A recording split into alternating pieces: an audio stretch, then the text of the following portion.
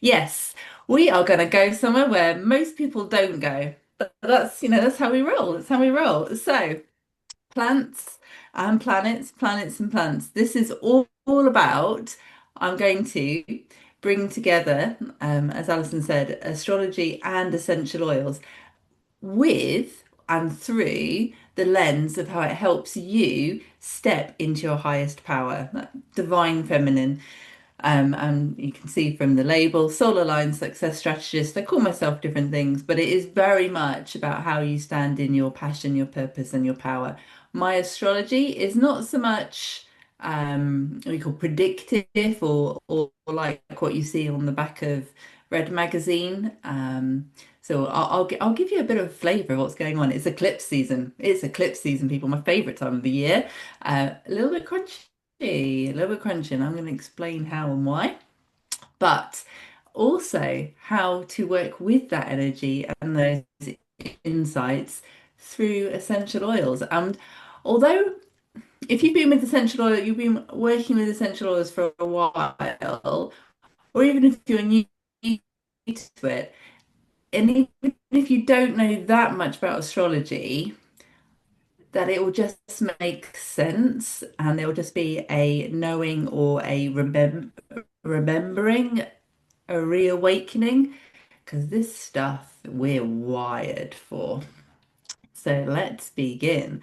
So yes, strategist, alchemist, astrologer, and basically what I do is help people get to their highest potential and performance through mind, body, soul, spirit, and strategy. And it's that combination of everything that gives you that differential advantage. It really is common sense at the end of the day. We do know this stuff, but the patriarchy have told us it's not so good for us to remember this, but yeah, have no time for that. So let's drill in. So let me just explain a little bit about astrology because as I mentioned, I don't do predictive. I'm not going to say that under the moon in in 5 days time you're going to meet the love of your life. It's not that's not how I work with astrology. Astrology is energy. And energy is everything, right? And we're going to see how that's the first inroad as to how these two seemingly different concepts come together, is that energy is the underpinning. And astrology is basically it refers to parts of self and it is the energy that we feel. So when I talk about planets in alignment or when they are there's certain aspects, which basically means it's angles and angles, it's how one celestial body is the angle it has to another one. That's just energy, and we can feel that energy. I'm going to talk, I've got something towards the end, I've got an actual blend that I've created for the full moon, so the new moon eclipse that's happening on this Sunday. And so that's going to be a really tangible, practical way to work with the energy. But we can all feel it. People talk about, oh, I didn't sleep very well last night, must have been a full moon, or everything's going crazy, must be a full moon. We know that we can feel this stuff. It's just not always conscious. And like I said, society has probably kicked it to the curb a little bit as well. But essentially, this is energy. And what we do is we respond to energy. I'm going to come back and drill in a bit further in a minute, but I just want to hold that thought. Astrology is energy. These are massive, massive entities out there in the cosmos. And it would be, well, beyond arrogant to think that we can't feel that energy. So that's how we feel it. We are energy. Every single atom and subatomic particle that makes us is vibrating right now. And therefore, when it resonates with other bodies vibrating, that's when we get that, that's when we get the chills, that's when we get the goosebumps, that's when we get the just knowing, that's when we get the flashes of inspiration. That's what the astrology does. And in particular, and I'm going to come back to this in a minute, the zodiac is essentially, 12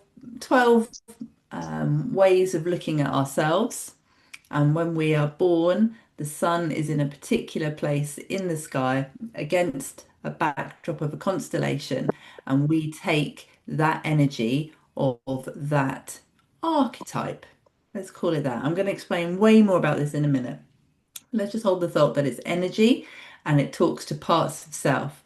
And when most of us, I'm guessing, will probably know what that, you might call it your star sign. Now, technically, that's your sun sign in all things astrology. So that will be where the sun was when you were born.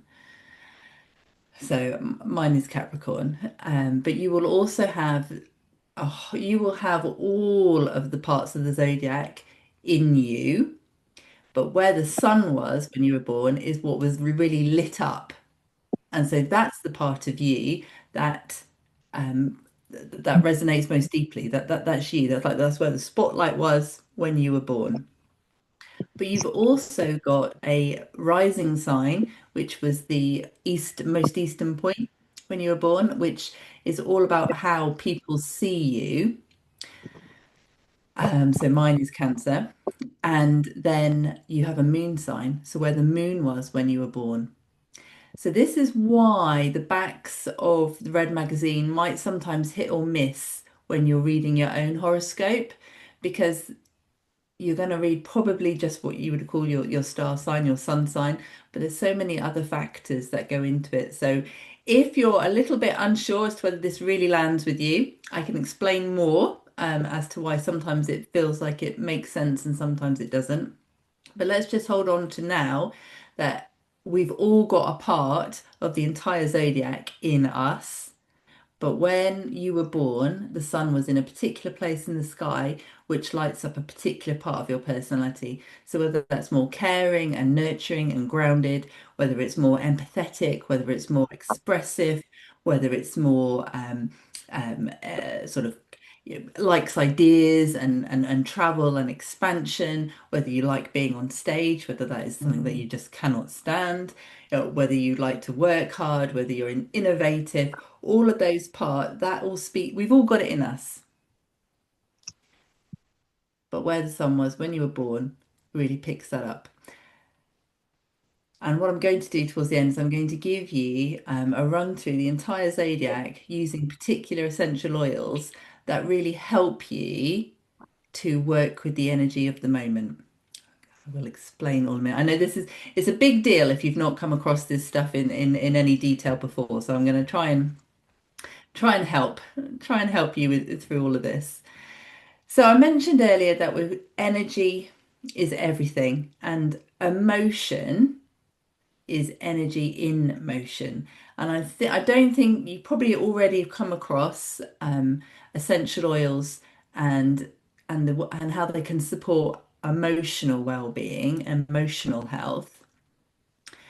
And so therein, that's like our key inroad. You know, that if energy is everything, we're made of energy. The essential oils have energy. They vibrate at a particular frequency. And if we understand that idea, that's when we can use the different essential oils to help with our emotional well-being. We use an essential oil to match or to moderate or to raise up our own emotions, because every emotion we have has a frequency.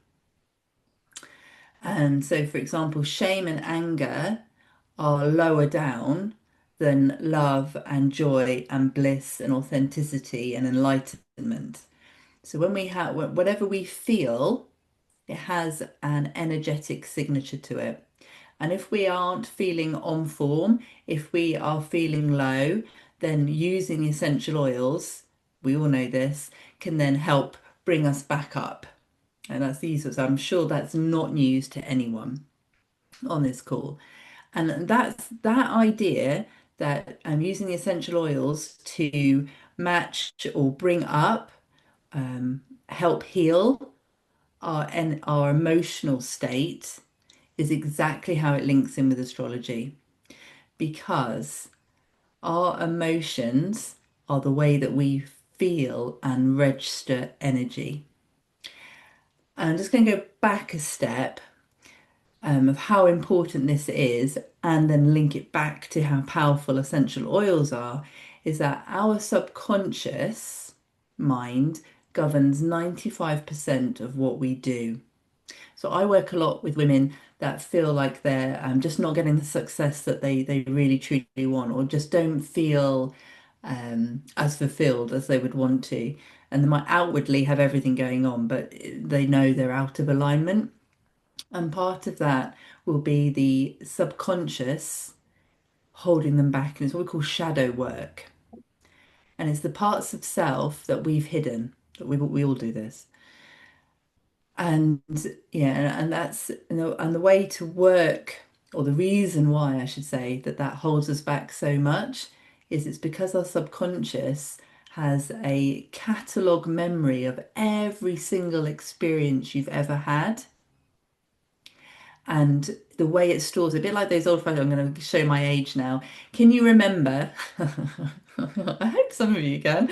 Can you remember if you went to the library, you had the index cards for all of the records of the books, and and the librarian would have those very neat little purpose-built drawers, wooden drawers that come out, and there'd just be stacks and stacks of cards behind. And so for me, this is like your subconscious is that drawer, that wooden drawer, and with an index card for every single experience that you've ever had. And the date stamp, the way in which that's catalogued is done by emotion. And that's where things start to get sabotagey. That's when we start to have that stealth shadow because somewhere either it directly affected us, we watched someone else in class get shouted at, we watched someone else be late or not have the right PE kit, they got told off, and that made us feel a particular way. So now we don't want to be late or any of those things. Every single experience is stored in these never-ending cupboard drawers, and it's date stamped with an emotion. And and that guides 95% of what we do. Now, mostly that's a good thing, but that is also where the source of the self-sabotage comes from. It's where the limiting beliefs come from. It's where we hide parts of self. It's where we give ourselves our own judgment. It's where our self-doubt comes from. It's where all the mind monkeys come from, is in the subconscious. And it's to do with those emotional time stamping. And this might not seem anything related to essential oils and astrology, but bear with, bear with. So the point being is that we have emotions that form part of our identity, part of our subconscious, and it is our emotions that drive our behavior and our behavior that drives our results because our emotions get tagged to our thoughts. And therefore, and if I told you that an emotion only lasts in your body for 10 seconds, say, no way, I can feel sad, I can feel angry, I can feel um, guilt. I can be mulling over the same replay of something that happened in the staff meeting for days. That doesn't last 10 seconds. The emotion does. It's the thought that we've attached to it. It's the script that we run with it. And that's why this is a problem. So working with things like essential oils helps to recalibrate those emotions. We know which essential oils are going to help us feel calmer, which are going to help us feel grounded, which are going to soothe us. And we're going to talk about a few of those shortly. And that's how it's doing it. It's doing it through energetic signature. So for example, let me just show you. Here we go. So some of you may already know this, but here's some oils that you've definitely worked with. Rose is known, it's got the highest frequency. It's pure love, and that is definitely going to always help with emotional and spiritual healing. Yeah, it is the language of love, isn't it? The rose oil. And that's at 320 megahertz. Now, just to put that into context, a healthy human body has its own vibration of around 62 to 78 hertz. So roses are health on steroids. Frankincense, God love frankincense. Again, very spiritual, very grounding. It's been used for millennia. on spiritual, and we're going to come back to that kind of spiritual piece. It's anointing oil. It's part of the sacred space. It's been for millennia we've been working with this, and that resonates at 147 megahertz. So you can start to see where these are going. Lavender's there. We know that's the essential oil, or is a go-to, isn't it? Myrrh again, definitely sacred oil. Oh my gosh, I love working with myrrh.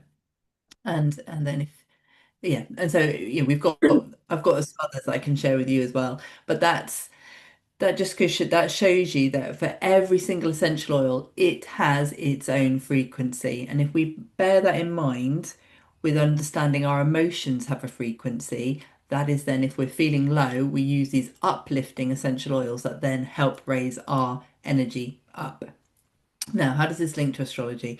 As I said, it is the energy that we feel from these greater bodies that if it's an energy that's like Mars, for example, which is very much passion, drive, anger.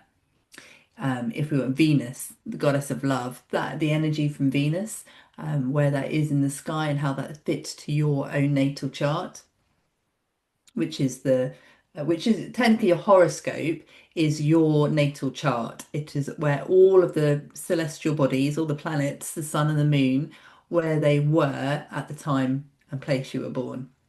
So your natal chart. I can show you what a natal chart looks like if you've not seen one before. And this is what I work with. So that's a natal chart. Um, Okay, so they're all around the outside. You've got the zodiac and houses. We don't need to worry about that just yet. And then all of these little dots around here are the different planetary bodies, and then the lines that you can see. That's what I talk about the aspects. Don't need to know any of that to take part in the rest of this conversation. But that's what I'm talking about. So you have your own unique natal chart, and where different planetary bodies were, that's how you can feel that energy. You can feel that Mars, and the moon. Let's talk about the moon. Obviously, the closest celestial body. I've mentioned about full moons. There's a lunar cycle from a new moon to a full moon, and then going back into the new moon, about 28, 29 days worth of, that's how much time passes between each new moon. Different stages of that cycle, we feel different elements or different values of energy ourselves. So we are currently going from a full moon to a new moon, which means our energy is depleting. I personally run my business via the lunar cycle. I don't follow the arbitrary accounting and the Gregorian calendar because it's construct and it just cuts through natural rhythm, which makes life harder. When you're in flow with natural cycles, you're in flow with natural energy, life is easier. Why would you not do that? I don't understand why we don't do that. Patriarchy. So and so working with that, we know that we're at the stage now where we've got less energy. We're seeing less of the moon in the sky at night. It makes sense to just be more discerning. It's not that I sit back and don't do anything because it's we're in a waning cycle now. I definitely do not do anything. But the point is I'm more particular about where I put my effort because I know I've got less resource. We've all got less resource. And if I know I want to achieve this month or next month, etc. And I'm just working on if I've got less of it, where am I going to put it? When we understand lunar cycles, they've been planting. Let's talk about planting. Lunar cycles have guided our ancestors to what they should plant or what they should harvest, again, for millennia. None of this is new. It's only new to think this is crazy and woo. So, so the point being, energy is everything. And I'm going to talk to you a bit more about the energetics of the zodiac very shortly.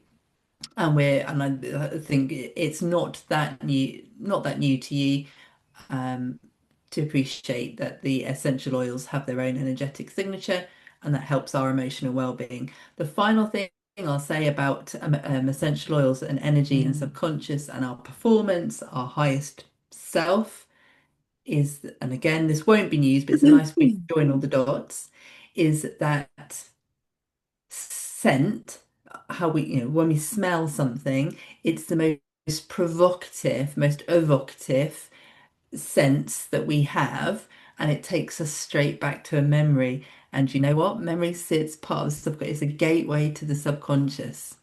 You were not thinking about that thing until that waft of something came past and it took you right back to where you were 10 years ago, 15 years ago, 20 years ago. It doesn't matter. It can take you back to your bedroom when you were younger. It can take you back to sitting with your grandparents. It can take you back to the school hall. A smell will do that in nanoseconds. And it's that olfactory sense that we have, which essential oils give us in abundance, is that link. So that's kind of like my different jigsaw piece that I have. And I've somewhere have a diagram for you. There we go. Yeah. So basically what I'm talking around is that energy is everything. Our emotions are energy in motion running through our body. They are our filing system in our subconscious, which speaks to all of our success, which speaks to all of our self-sabotage, all of our results is driven. 95% of what we do sits in the subconscious. Success and sabotage, and then it's also then part of our identity. How we feel is what we speaks to what we value, what we believe, and therefore how we act and who we become. And so you've got this link going around. And of course, the essential oils, they have their own energy too. So that's where we're going. So so let's dive in. Let's dive into how this actually interrelates to all things on the zodiac. Now, as I've said, I'm going to take us through all of the 12 signs and then give you something at the end, which is related to the full moon eclipse. And what I'm going to do is I'm going to speak to the kind of hallmarks of each zodiac. And if you know what your star sign, your sun sign is, then absolutely take a note. But it's also where the sun is at any point in the year. So right now, the sun is in Virgo. And we will come back to it, but I'll say this now while I remember, is that whenever anything feels crazy, so this is like a success hack, this is part of the overriding stuff that I work with my clients on all the time. When life feels absolutely crazy, when you feel utterly overwhelmed, when you just can't see the wood for the trees, when you've got that fog coming down, when you feel depleted, any of the above, the number one tactic, the number one way to work through that feeling, that emotion, that energy, is to, if you understand where the sun is and the moon, is to then work with that energy. So right now in Virgo, it's grounding.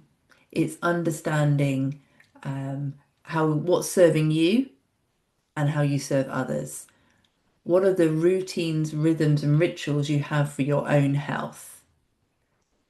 And you kind of that diligence that you bring to your own self-care and how that then impacts what you do and how that helps others. And if you can just bring yourself back to understanding in right now, and for another few days until the end of the week, if you understand where the sun is right now in Virgo, so all about service, then that's your number one tactic. Just go back to that. What are the habits that are hindering me? What is the routine that I need today, this week, right now, that's going to help me get through that? And if that's your number one question that you journal on, that's the number one question you meditate on, then that will guide you. That will guide you through it. So that's like number one success, 101 success hack.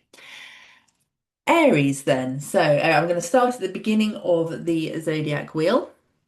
And Aries. So we've all got a part of Aries in us, but if you were born in end of March into April, then you will have a sun sign in Aries.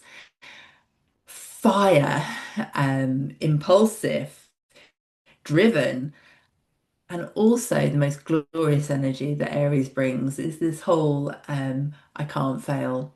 Sometimes that looks like selfishness, sometimes that looks like arrogance, but actually it's the beginning of the journey. It's the newest sign of the zodiac. It's the ultimate new beginning, and it's that well, no one's told me I can fail because failure is a construct as well. And Aries doesn't give a monkey's because it hasn't happened yet. I will soar. It's not like, well, what if you fail, my darling? Oh, well, what if what if you're successful? That quote I just butchered. But you know the one. Aries exudes that. So fiery and impulsive. So rosemary can help ground that. And it helps kind of the restlessness. Now, Aries is, itching to go. It's self-initiating. It's the start of beginning, and so we get that beautiful, beautiful energy. But if it's all too much, then that's when we can, sometimes feel that we need just a little bit of calm. And so at that time of year, or if in different parts of your chart, if you've got things going on where Aries is in your chart, because like I said, we've all got this in us. If you were born between March and April, it will be where your sun was when you were born. We just need to work with that. Frankincense is that inner piece of reflection that just helps temper the passion. God love it. God love it. But we can get carried away with ourselves. For every strength, if it's overused, it becomes a little bit more of a hindrance than a help. And if you are Aries, then if you just need to bring it down, then that's what they will do. Just so that you can have the focus because nothing remedial. It's just a hack to get you where you want to get to. Now, Taurus, the bull, is actually a feminine sign. That is, and it's yin, it's inward energy, and it's ruled by Venus, goddess, our divine goddess, light goddess. I haven't got it today, but I do a lot of work with the dark feminine, and that's a whole other speciality. But Venus, she is a light goddess, love, truth, beauty, values. There is a touch of lux with the Taurus, what's comfortable for us. Again, so if you were born April into May, then that's where your sun will be. So this will be very personal to you. You'll feel this, the need to be um, comfortable. Why would you not be comfortable? Is a sensible question Taurus would ask. Definitely, we're going to talk about Rose when it comes to Taurus. She's ruled by Venus, and that love and sensuality and that kind of real beautiful energy that Taurus gives us through Venus. And then that grounding, Taurus is an earth sign as well. So again, if you're feeling, if this is where your sun is or your rising or moon, and you probably won't know those unless you've had a natal chart reading. But if you are feeling out of kilter, then this is what's going to, for all our Taurians out there, I would go with some rose and yeah, and that will, bring you back to feeling more like you. Just beautiful, just beautiful. Gemini, duality, the twins, fast thinking, fast talking, social, the social sign for sure. So if you are born between where are we now? So May to June, then this will be your sun sign. But again, we've got it. Gemini is in all of our charts somewhere. We will have different planets potentially in this part of our chart. So yes, we will feel this, all of us, and not least when the sun moves around. That beginning of the summer. We're all in Gemini at that point. So ruled by Mercury, messenger of the gods, all the cognition, all the communication, and like I said, that whole lots of it's an air sign, so there's lots of mind, lots of mind. And so the Bergman is that uplifting, but also calming to work with that buzzing energy. It's got a duality to it, which is Gemini is duality. It's the sign of the twins, and of course more lavender because we can't have enough lavender. But it is just that there's a lot going on in a Gemini's head, an awful lot. It's fast and furious, lots of ideas, lots. moving around between things, talking to different people, fast energy because of Mercury. I just want to bring it down. Just bring it down. So this is what I would work with if I was doing anything in Gemini season, which is where the sun is, and then if I was working with a client that just felt they weren't able to be themselves, um, and this is where their sun or their rising sign was, then I would point them to Bergamot and lavender. So Cancer, so like I said, I'm born on my birthday, 2nd of January, but Cancer is my rising sign. And so this is first impressions rising signs. I kind of touched on that at the beginning.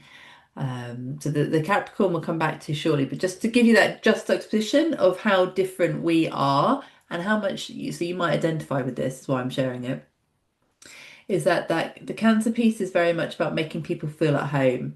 It's very much, it's the sign of the crab, and it's that home goes with you, and there's a kind of security and a nurturing, a looking after. Again, very feminine energy, and it's ruled by the moon, so very intuitive, very feminine. The moon is a feminine celestial body, and intuitive, emotional, etc. And so I definitely feel other people's energy a lot. There's a particular thing happened at the end of last week, but work. Oh my goodness. Um, and just as maybe not so deep, but I can't ever knowingly under cater. I think that would be the worst thing I could ever do to anyone, is never have enough food on the table. And that's part of the Cancer. That's the rising sign in me. The Capricorn is the go do piece that we'll see later. But this is what people see first. It's that how I'm there to help them feel comfortable, and the psychological safety that I create through my work comes through from this bit.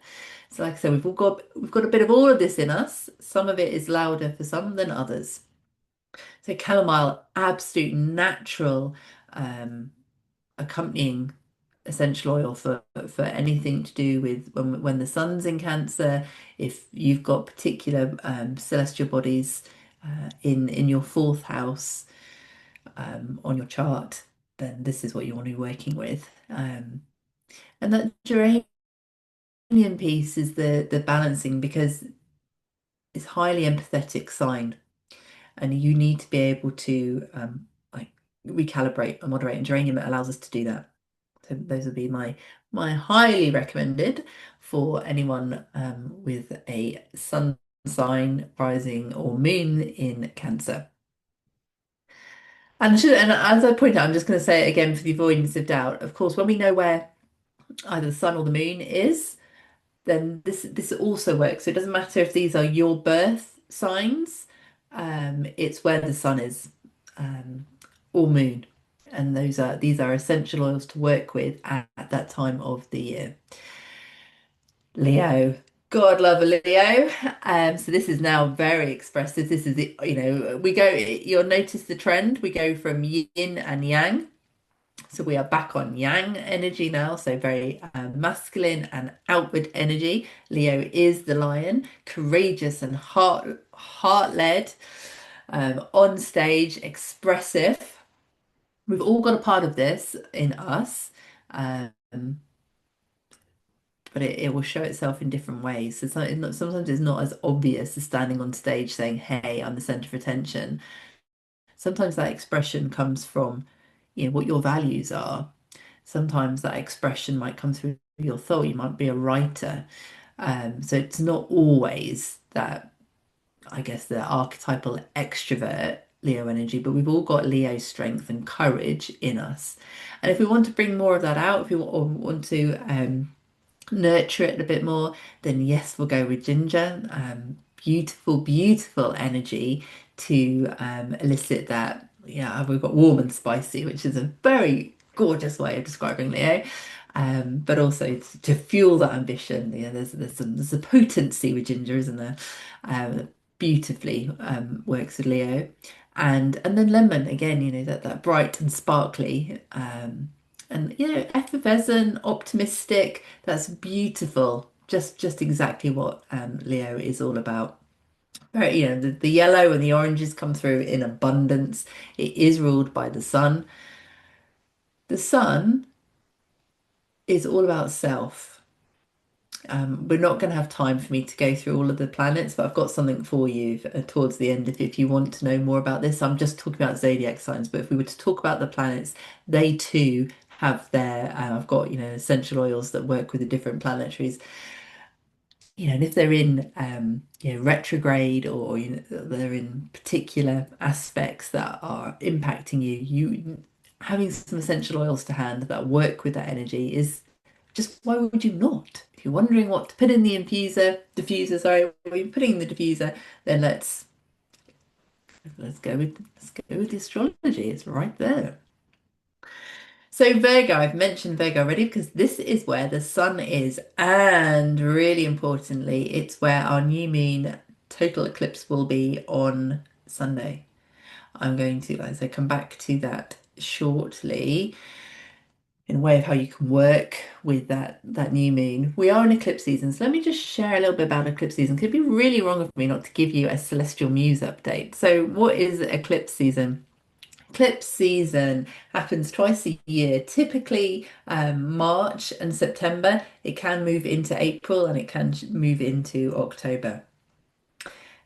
And it is all about fate and destiny. It's the time of the year where, if you're feeling this, I understand it completely. It's where we kind of have a revelation, maybe, have a reckoning, have a desire to jettison something that is no longer serving, how to, close a chapter of a book to start a new beginning. Sometimes that in of itself is very unnerving, dysregulating, because it's all about calling in the new. But to call in the new, we need to let go of the old, and that's not always comfortable. So eclipse season has I'm gonna say a bad rep. Potentially it does, but there's a thing about eclipse season.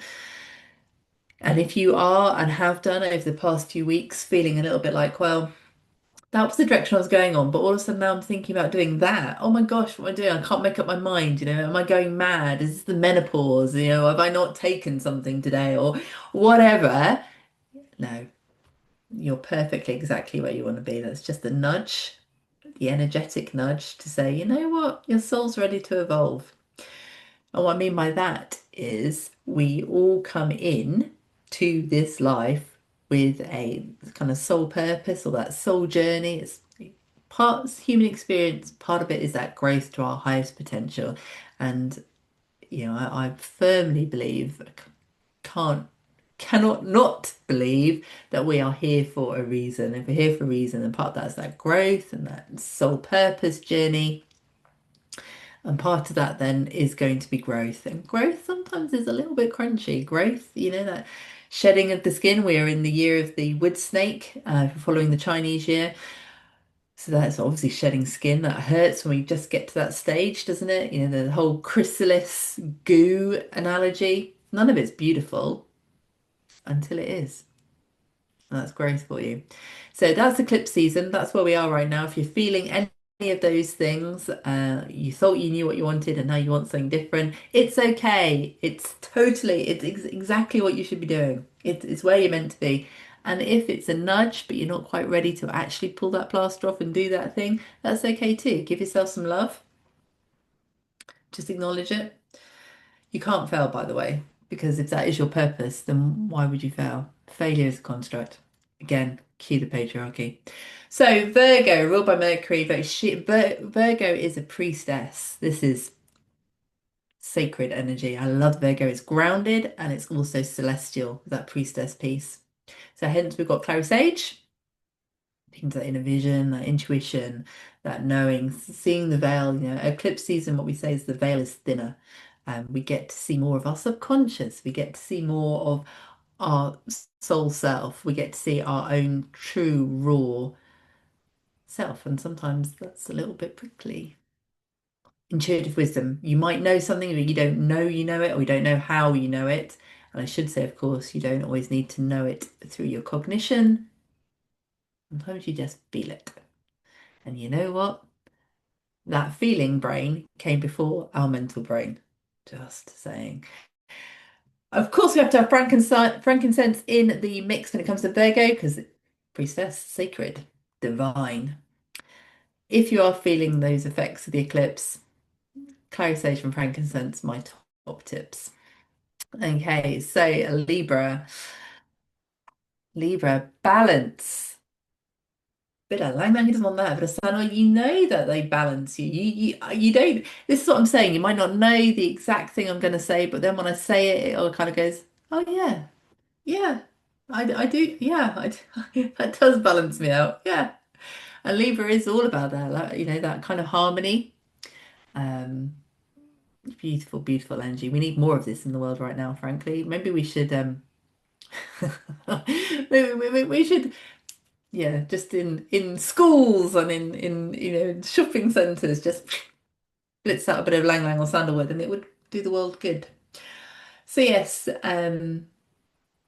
just to add with, yeah, harmony, I think, and peace. The piece on Lang Lang and indecision is also really pertinent to Libra because it's the I don't want to say the dark side, just the other side of when you Libra can see every side of every argument, and sometimes that's hard. That's hard when you're in that. And so if you are feeling stuck, maybe between a family or a friend thing going on, and you can see everyone's story, you can see everyone's side, a bit of Lang Lang. Go with that. That will help you pave the way through where you need to go. Scorpio. Oh God, I love Scorpio. Power and depth and still waters run deep where Scorpio is concerned. Ruled by Pluto, god of the underworld. Love that. And Mars. That was the previous. We won't go into that. But yes, so Pluto and Mars. So we've got some real depth and real power to Scorpio. Yeah, intense and passionate. A little bit secretive. Um, I love the Scorpio energy in the sense of at some point enough is enough, and then drop you like you're hot because yeah, I'm done. I don't need to explain anymore. We're done. That's Scorpio, very discerning. That's that sting of the tail. Uh, we're done. But yes, to help with that passion, the depth. It's like still waters run deep. It's always black water that I see for Scorpio. So yes, patchouli, oh, just that musky and that kind of really evocative, um, very sensual Scorpio as well. Again, very that ancient and spiritual connection. Scorpio is like because it's so deep. Um, there is a kind of that sacredness to it. There's an ancient knowing to it. They just know. And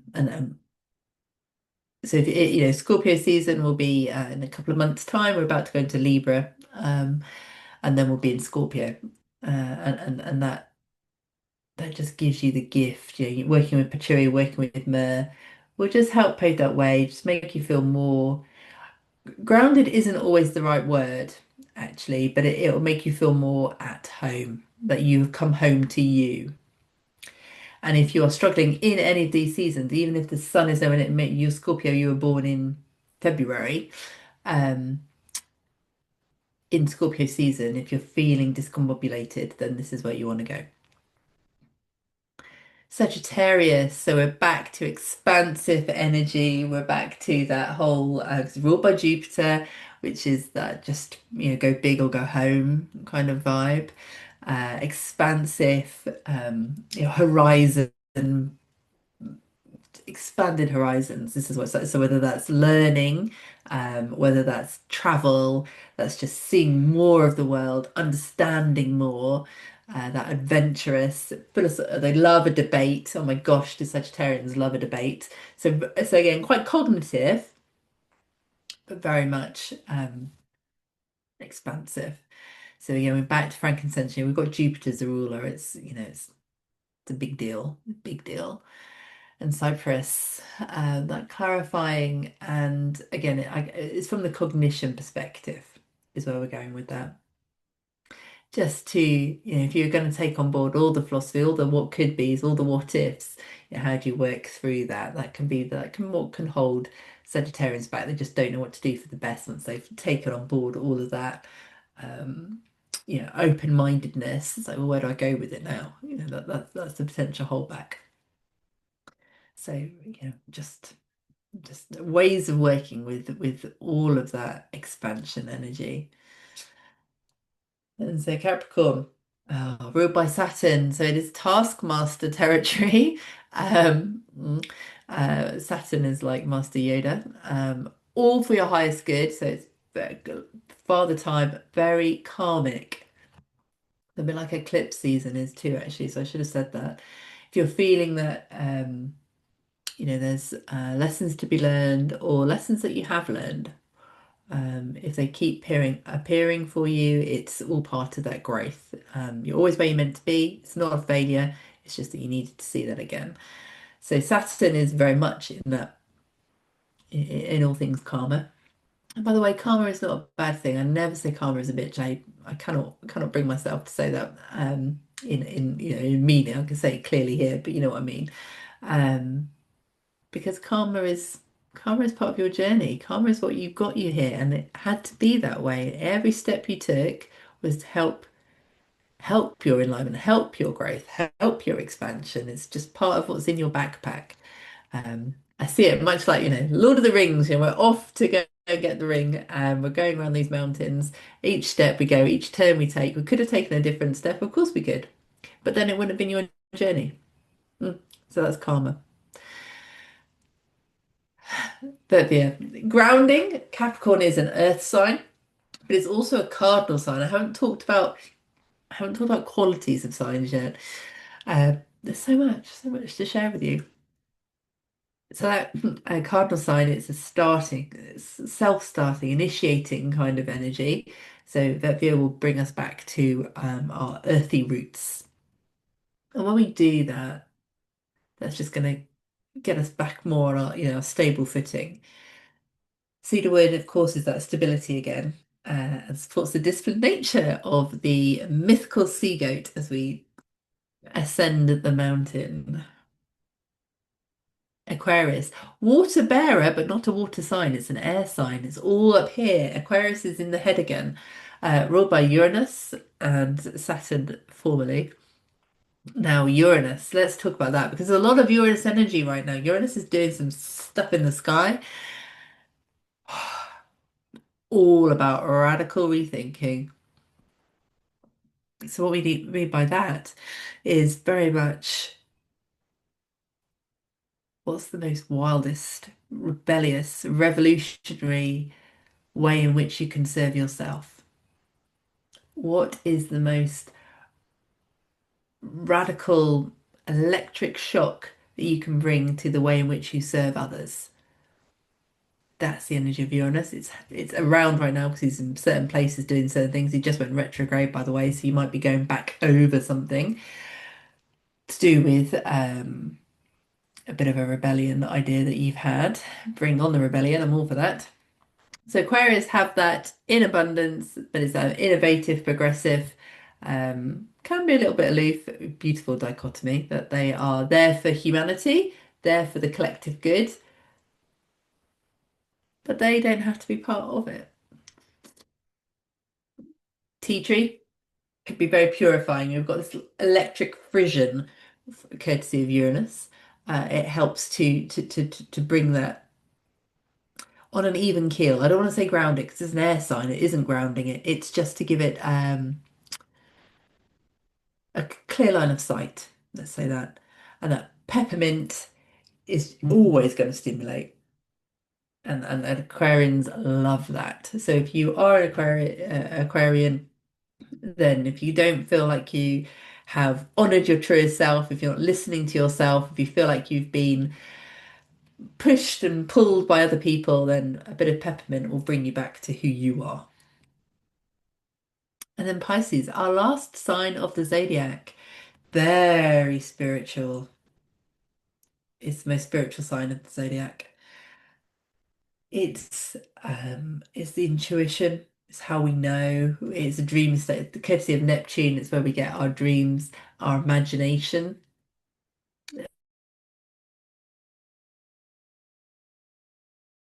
It's also where the self-sabotage will happen because this is where it's the stuff that's in our subconscious is from a Pisces perspective. So if you feel you're self-sabotaging, irrespective of understanding where the sun, the moon, or where you are, jasmine or sandalwood will help with that. So this is that kind of bringing that back to how you discern, is it imagination? Is it intuition? Is it illusion or is it delusion?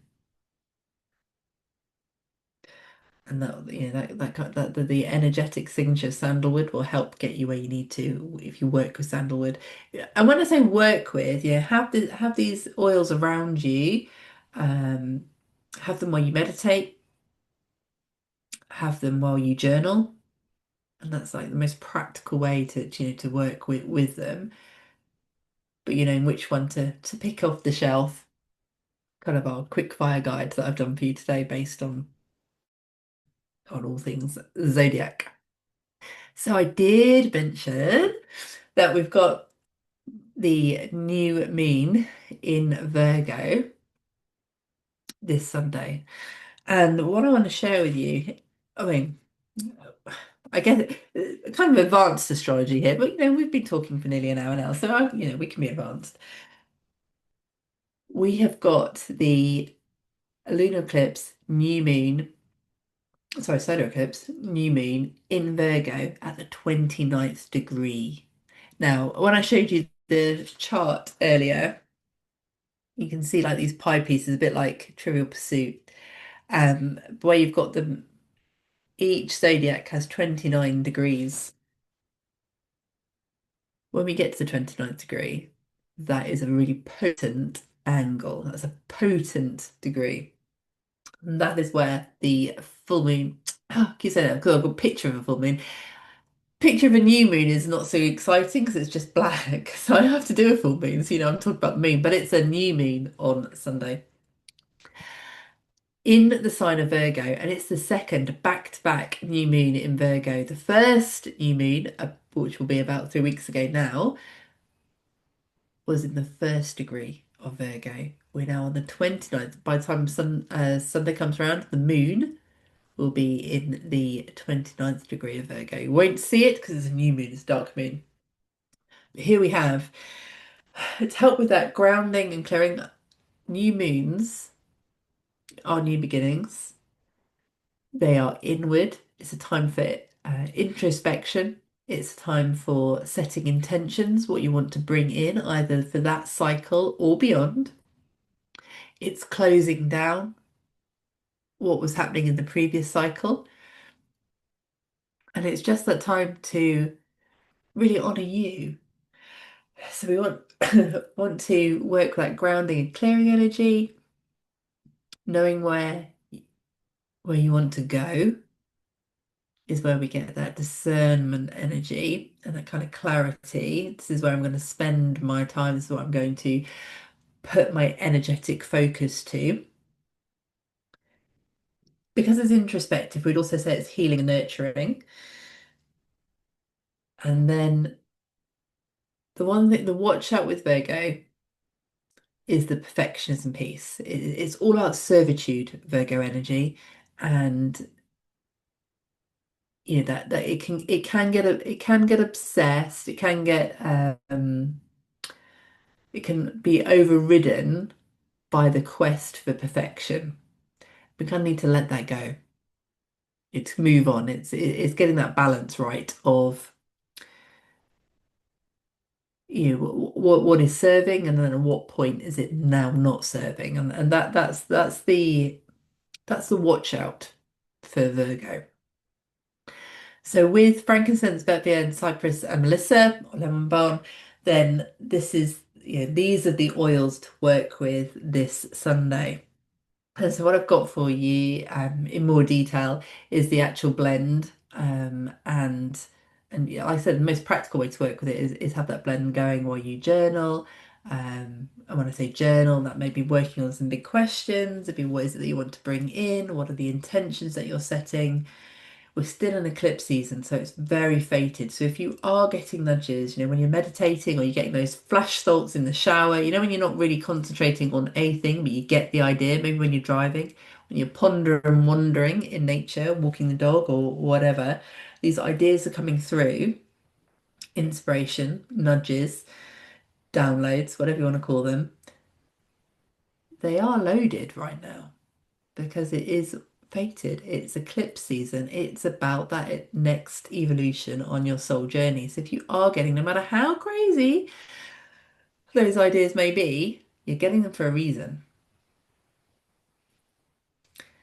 So to work, so anything that's coming through for you, journal on those thoughts, journal on those nudges, journal on those feelings, that intuition that's speaking to you,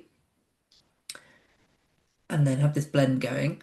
And yeah, that will help you ride the tide that is eclipse season.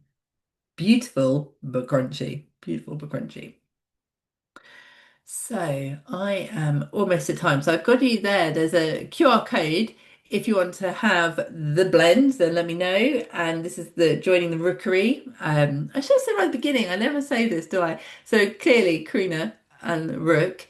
I have the rookery. It's a free online community where I drop in and give you the celestial muse of the day, a bit of a tarot reading related to how to coach yourself. That's how I use tarot.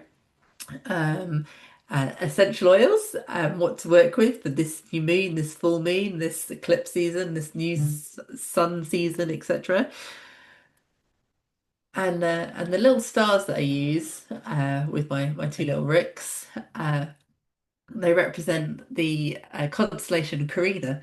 So I've named it after a constellation of the brightest stars in the southern hemisphere, all related to Jason and the Argonauts. That's what the constellation refers to.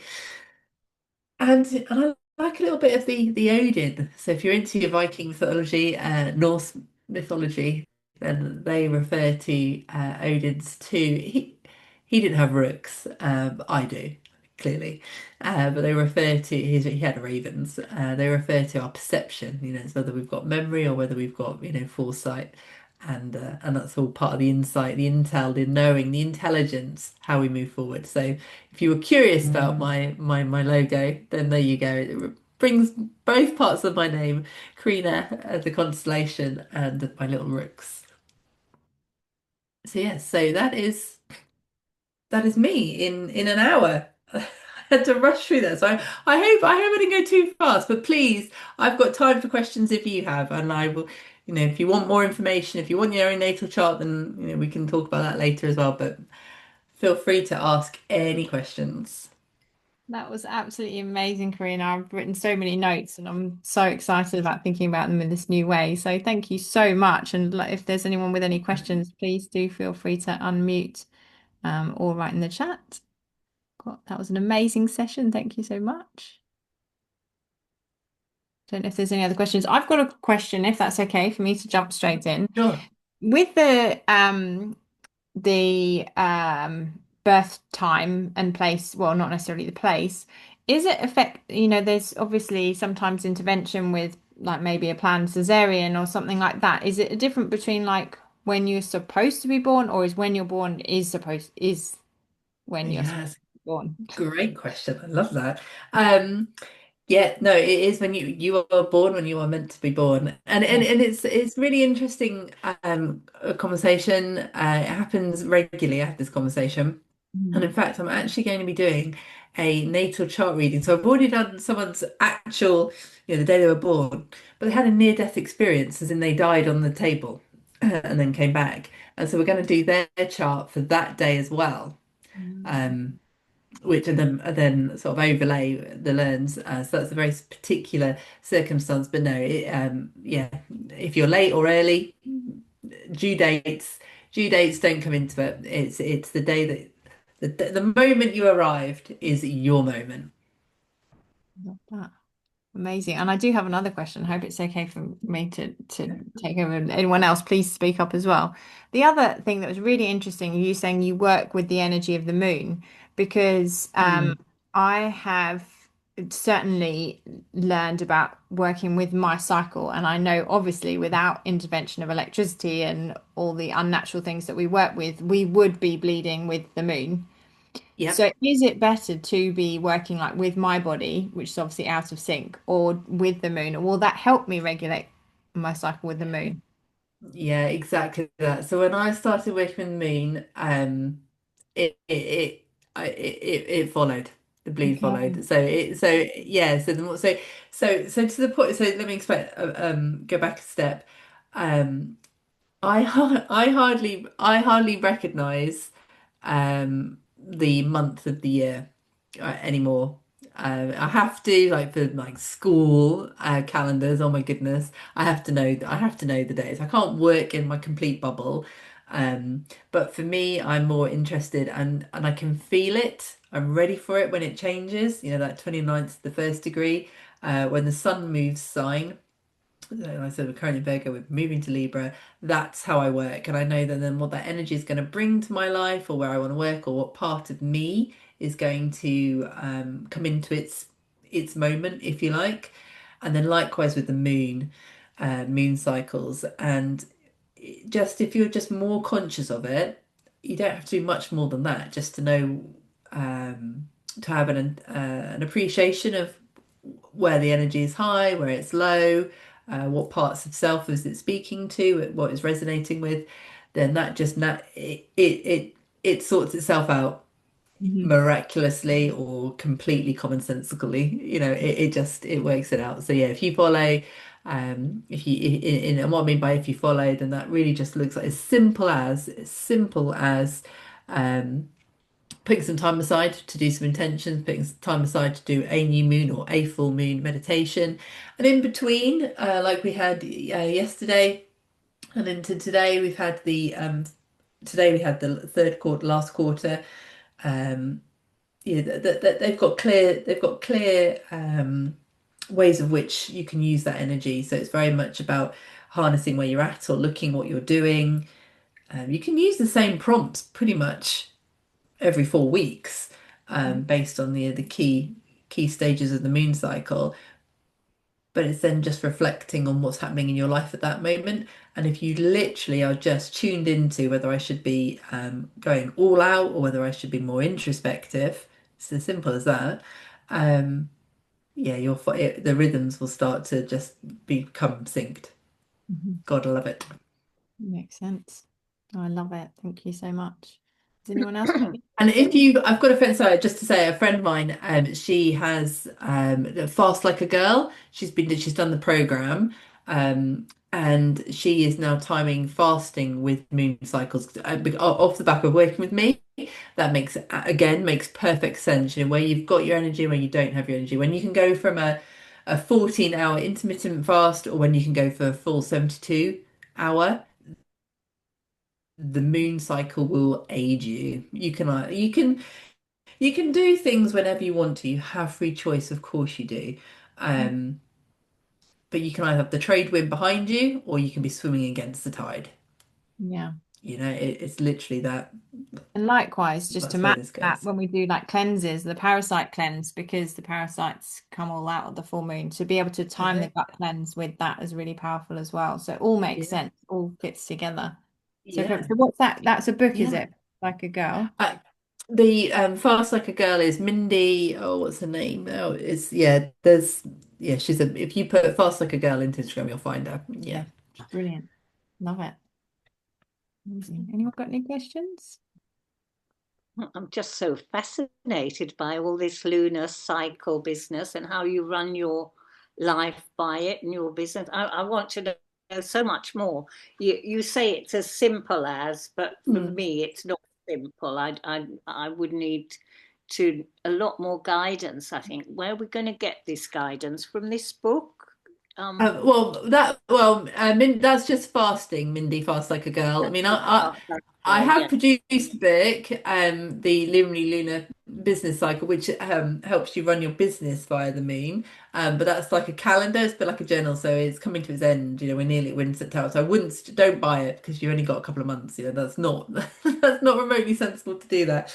Um, but if you, well, I run again free online. I do a soul soiree. I've got a YouTube channel, so YouTube, you can just watch it passively. I do a new moon and full moon circle, which gives you the updates and like prompts to use or what that means to your business. And again, um, for example, if you're running a business, running your life, from a new moon, keeping it simple, new moon to full moon, that's when your energy is growing. So that's when you can put more and more effort into a thing. I would never, those of us run our own businesses, I wouldn't dream, unless I really had to, I wouldn't dream of running a launch or a challenge Mhm. um, towards the dark moon cycle because that's like that's everyone's energy is inward, and yes, people will turn up, but you're fighting against the energy. People just want to be, cooched up, hunkered down, meditate. So that's the time to send them a guided visualization. You can still work your business, you can still support people, you can still serve, but it's not in the challenge space when it's around a new moon, for example. But it gives them the tools and resources to reflect, gives them the tools and resources to go inward, and that's going to be supporting them. Full moon, that's when you want to be doing your masterminds, that's when you want to be doing, there's something way more expressive.